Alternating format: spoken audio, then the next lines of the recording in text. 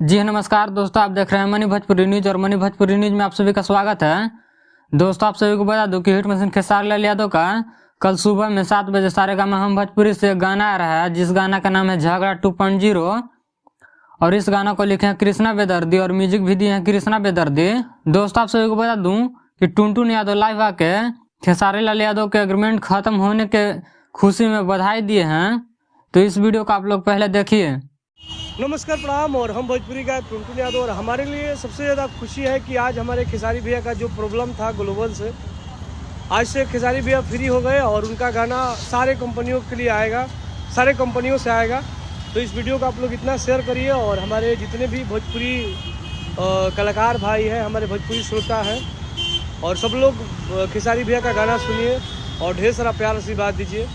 और वो आप ही लोग का भरोसे चलते हैं। लव यू, जय हो भोजपुरिया समाज, लव यू खेसारी भैया।